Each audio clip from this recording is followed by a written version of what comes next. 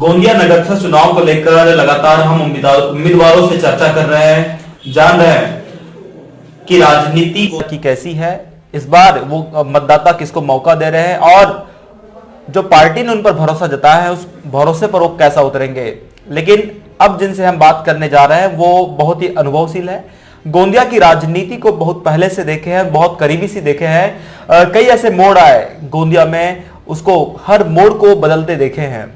इस इंटरव्यू में आपको बहुत सारी वो चीजें हम बताएंगे और बताने की कोशिश करेंगे कि क्या आपके लिए जरूरी है, खासकर युवा पीढ़ियों के लिए। हम बात कर रहे हैं प्रभाग क्रमांक 20 से भाजपा से प्रत्याशी महेश आहूजा जी से, बहुत अनुभवशील है, संघ से बहुत पुराना उनका नाता है, पार्टी से उनका बहुत पुराना नाता है। सर बहुत स्वागत है आपका जनचेतना न्यूज पर। धन्यवाद जनचेतना न्यूज का। जी। जिस तरह से आपके बारे में हमें बताया गया कि आप बहुत अनुभवशील हैं, संघ से बहुत करीबी हैं, पार्टी को बहुत करीब से आप जानते हैं,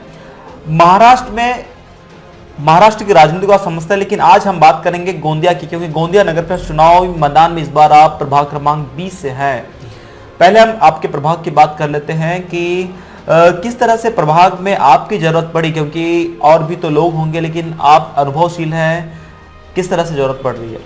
एक्चुअल में आपकी वजह से मैं शुरू से सोशल फील्ड में हूँ जी, मगर मैंने जो 20 नंबर प्रभाग की परिस्थिति देखा जी कि हमारी पार्टी का समाज का नुकसान हो सकता है। मैं तो ऑलरेडी शहर कार्यकारिणी में जो शहर की चुनाव की समिति बनी थी उसमें कोषाध्यक्ष था। मजबूर होकर मुझे पार्टी ने कहा कि आपको लड़ना पड़ेगा। मैंने पार्टी को लगा जहाँ पार्टी का सवाल है, जहाँ समाज का सवाल है, तो निश्चित मैं चुनाव लड़ूंगा।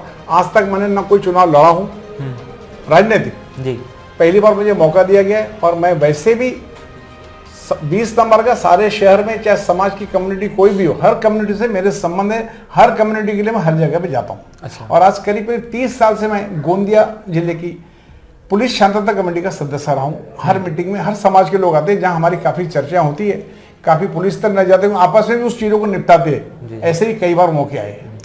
सिंधी समाज में भी आपको बड़ी जिम्मेदारी मिली थी। मैं 2012 में समाज का अध्यक्ष का चुनाव लड़ा था। समाज की सहयोग से मैं उस समय अध्यक्ष बना और समाज को मैंने 3 साल शांति प्रिय एक अच्छा संगठन देके समाज को मैंने स्थिर किया था। अच्छा। 2015 के बाद मैं किसी पद पर नहीं हूँ। गोंदिया की राजनीति को आपने कैसे बदलते देखा है, क्योंकि इतना अनुभव आपको है, तो कई कैसे रोचक मोड़ आए। इससे पहले अगर हम बात कर ले तो कांग्रेस का बड़ा वर्चस्व गोंदिया में देखने को मिलता था, लेकिन ये बदलाव की स्थिति हो गया, बदल गया, वो परिस्थितियां बदल गई है, क्योंकि अब भाजपा का कहे तो महायुति का बड़ा वर्चस्व देखा जा रहा है। हमारा ऐसा मानना है कि आज देश ने जो ये 13-14 साल से परिवर्तन देख रहे हैं, मोदी जी पे पूर्ण विश्वास करके सारे देश में हर स्टेट में बदलाव होते जा रहा है। ये सारा देश, सारी दुनिया देख रही है कि मोदी जी पे पूर्ण विश्वास करके हर स्टेट एक एक करके भारतीय जनता पार्टी अपने कब्जे में करती जा रही है। भारतीय जनता पार्टी पे विश्वास है, भारतीय जनता पार्टी के कार्यकर्ता पे भरोसा है और कार्यकर्ता निष्ठा से पार्टी का कार्य करते हैं, इसलिए भारतीय जनता पार्टी को आगे बहुमत मिलता है। एक जो सवाल है ये बहुत हमारे लिए भी, युवाओं के लिए भी जरूरी है, और जो पार्टी का और नगर और देश के लोग हैं उनके लिए बहुत महत्वपूर्ण है। हम देखते हैं कि भाजपा एक ऐसी पार्टी है, कब किसको उठा करके विधायक बना दे, सांसद बना दे, या तक मुख्यमंत्री। आपने उदाहरण के तौर पर देखे होंगे, राजस्थान में देखे, मध्य प्रदेश में देखे, छत्तीसगढ़ में देखे, हर राज्य में। हमने जब गोंदिया नगर में चुनाव कवरेज कर रहे हैं तो हमने देखा एक प्रभाग से कि एक 21 साल की लड़की को उन्होंने टिकट दे दिया। आप बड़े बुजुर्ग हैं, आपको भी वो जिम्मेदारी बड़ी दे दी है। ये पार्टी की कोई रणनीति है क्या, खास वजह क्या बात है इसमें? एक्चुअली पार्टी एनालिसिस करती है जी। पार्टी का मकसद है 44 सीटें जीतना, मगर 44 सीटें संभव नहीं है, मगर पार्टी प्रयास अपने तरफ करती है कि हम चुनाव पूरी सीटों पे जीते। हमारी भी स्थिति ऐसी बने कि मेरी उम्र को चुनाव लड़ने की नहीं है। पार्टी ने 2 लोगों के लिए तैयार किया था, दोनों लोगों को गंभीरता से न लेते हुए दोनों ने ये कहा कि हम चुनाव लड़ेंगे, इसलिए मजबूरी पार्टी ने कहा आपको लड़ना पड़ेगा। मैंने पार्टी की बात को स्वीकार किया और मैं चुनाव लड़ने को तैयार हूँ। जी।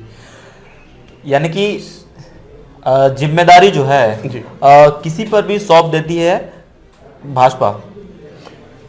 आपने जो कहा कि पार्टी कभी भी किसी को हटा के नया नाम लाती है, हाँ, तो उसका रीजन है यहाँ पे भी नाम थे, उनको ऐसा लगा कि हमारी पार्टी वहां पे चुनाव चिन्ह पे नहीं जीत सकते, इसलिए वो मौका मुझे दिया गया इस उम्र में। ये तो बहुत चुनौतीपूर्ण होता है, क्योंकि किसी को भी नए को आप मौका दे देते हैं तो बहुत चुनौतीपूर्ण होता है। नहीं, हमारे लिए, मैं सोशल फील्ड में ऑलरेडी हूँ। मैं पद पे रहूं चाहे नहीं रहूं, पद पे पहले भी नहीं था, आज भी रहूं चाहे नहीं रहूं, मैं हमेशा समाज और शहर के काम के लिए हर जगह पे जाता हूँ। आपकी दुआ से कोई भी डिपार्टमेंट हो, मैं हर जगह पे संबंध है, मेरे पास कोई भी समाज का, उसके लिए हमेशा तत्पर रहता हूँ, जाने के लिए तैयार हूँ। कोई भी, मेरी फोन कभी बंद रहती नहीं, 24 घंटे चालू रहती है। प्रभाग वासियों के लिए क्या रोड मैप आपने तैयार की है? हमारी 3 चीजें मेन है। आज जो 4 साल से प्रशासक बैठा है, उस प्रशासक से पूरे शहर में जो गंदगी का बढ़ावा दिया है, और जो अनेक सारी चीजें जो नहीं बोली जा सकती, जो द्वेष कहते हैं, अपने देखे नहीं बोलते, हम सुनते हैं, उसको निश्चित रूप से सुधारेंगे। और सबसे पहली जो प्रायोरिटी है गोंदिया में, सबसे बड़ी कचरा, लाइट और सफाई। पार्षद को 3 ही काम है, चौथा काम कुछ है ही नहीं। रोड रास्ते करीब करीब बनते जा रहे, मेन काम है कचरा, लाइट और सफाई। ये रेगुलर होना चाहिए, हमारे पूर्ण प्रयास रहेंगे, इन कामों में हम सफल होंगे। ऐसी हम जीते तो सफल होंगे, नहीं जीते तो भी हम समाज के लिए, शहर के लिए समर्पित है। जी। युवाओं की हम बात कर ले कि युवा जो है देश के रीढ़ की हड्डी है और भविष्य है। युवाओं के लिए क्या खास प्लान है आपके पास? हम युवाओं को आगे बढ़ा, हमारे युवा बहुत है, हमारे पास सिंधी नवयुवक सेवा मंडल, हमारे कई युवाओं के लिए हमारे पास चीजें बनी हुई है। आपको एक जानकारी दूं कि हमारा जो युवा मंडल है समाज का, जिसमें भले ही मैं सदस्य नहीं हूँ, हमारा समाज चलाता है, हमारी जो गरीब महिलाएं हैं उनके हमारा राशन कार्ड बने हुए हैं, उनकी हमारी पेंशन योजना बनी हुई है, जो समाज उनको पर मंथ राशन के साथ जो भी हमसे होता है, कई लोग हमें साबुन गिफ्ट कर दे, कई लोग शक्कर के पैकेट गिफ्ट कर दे, कई लोग चावल, हम उनको हर महीने के पहले हफ्ते में पहले संडे को वितरित करते हैं। प्लस जो बुजुर्ग महिला हैं जिनके पास इनकम के सोर्स नहीं, उनको हमने समाज से पेंशन योजना भी लागू की। अच्छा, भारत सरकार हमेशा उनकी कोशिश रहती है कि महिलाएं जो है आत्मनिर्भर भारत की संकल्पना है, लेकिन महिलाएं खुद का रोजगार चलाए, ये वो चाहती है भारत सरकार। आपकी क्या कोशिश रहेगी इस दिशा में? महिलाओं को आज की तारीख में देखिए, गोंदिया थोड़ा सा एक जगह में पिछड़ा है कि थोड़ा सा यहाँ यूनिट्स कम है और कुछ है, तो राजनीति के कारण यूनिट पूरे राजनीति के शिकार हो रहे हैं जी। यहाँ व्यापार होता है, वो आज चंगेरा पेपर मिल खुली थी सन 80-81 में, वो बंद हो गई। तो यहाँ पे जो थोड़ा राजनीतिक विषय, यहाँ पे उद्योगों की कमी रहने के कारण हमारे लोग, जैसे छोटा सा नायलॉन थैले का जो काम है वो मैक्सिमम सिंधी समाज के पास में है, और भी लोग हैं, वो सारी महिलाएं दुकानों से सामान ले जाके घर में मशीन से सी करके लाके देती है। हमारी शायद को घर में ही मशीनें दी जाए शासन द्वारा, वो घर में ही अपनी सी करके लाके देती है। स्वास्थ्य सुविधाओं के लिए हम बात करें तो आप बहुत बुजुर्ग हैं, आप ये चीज को समझते होंगे, देखते होंगे कि नौकरी पेशा जो लोग होते हैं या फिर कामों में जो बहुत व्यस्त होते हैं, खासकर जो मध्यम परिवार है, गरीब परिवार, अपने माता पिता को समय पर अस्पताल उपचार के लिए नहीं ले जा पाते हैं, तो क्या ऐसी आप कुछ योजना लाएंगे कि सप्ताह में या महीना में ये स्वास्थ्य शिविर का आयोजन हो, वहाँ पर इलाज या घर तक डॉक्टर पहुँचाए? आपको एक जानकारी दूँ, ब्लड का सबसे बड़ा अगर डोनेशन है तो गोंदिया शहर में सिंधी समाज का है। हमारे पास 2-3 संस्था ऐसी है कि साल में वो करीब मैं समझता हूँ रफली 800 यूनिट ब्लड गोंदिया से दिया जाता है, जिसमें निरंकारी पद संस्था है जिनका नारा है खून नालियों में नहीं नाड़ियों में बहाया जाता है, ये हमारी संस्था का नारा है। और ऐसे अनेक कार्यक्रम, बड़े कदम, हमारा चेटी उत्सव आता है तो हम ब्लड ग्रुप लेते हैं, और मैक्सिमम ब्लड सिंधी समाज गोंदिया की ब्लड बैंक को देता है जी।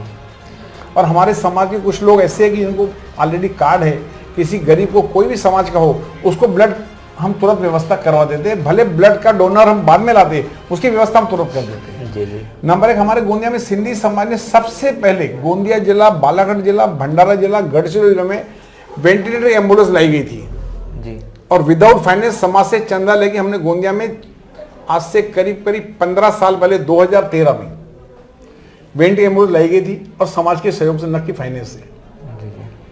हमारे पास गोंदिया में स्वर्गरथ सबसे पहले हमारे समाज द्वारा चालू किया गया। भाजपा ने आप पर भरोसा जिता दिया है। देश की बड़ी पार्टी, विश्व की बड़ी पार्टी उनको कहते हैं, जिसका नेतृत्व विश्व के लोकप्रिय नेता प्रधानमंत्री नरेंद्र मोदी जी कर रहे हैं। उन्होंने आप पर भरोसा जताया है, आपको कितनी उम्मीद है कि आपके प्रभाग के जो जनता है, मतदाता है, आप पर भरोसा जताएंगे? नहीं, आपको मैं क्या बोल रहा हूँ, मैं पद पे, अभी तो चुनाव का मौका आ जाए, वैसे भी जनता मेरे पर भरोसा करती है, मेरे पास हमेशा हर कार्य के लिए आती है, और मैं पूरा उस काम को पूर्ण करने की पूरी कोशिश करता हूँ। मतलब आप पूरा आश्वस्त हैं कि इस बार आपको पूरा मौका देगी सर? नहीं, मौका दे तो भी बढ़िया, नहीं दे तो मैं जीता तो भी अपना, नहीं जीता तो अपना, इस टाइम अपने जीतना यही मेरा मकसद नहीं है जी। समाज में, शहर में कोई विघटन पैदा नहीं हो, हमारे समाज की पार्टी का हमारा सिंबल जीतना चाहिए। हम पूर्ण प्रयास करेंगे जी जी कि हमारी तो छवि है, ये हमारी पार्टी की भी छवि है। आज हमारे मतदाता हमारे भरोसे विधायक है, तो ये तो सोचना पड़ेगा कि मतदाता का कार्य होना चाहिए। और मतदाता कार्य हम रहे चाहे नहीं रहे, हम कार्य आगे तक जब तक है, आज 65 साल है, जब तक जिंदगी करते रहेंगे।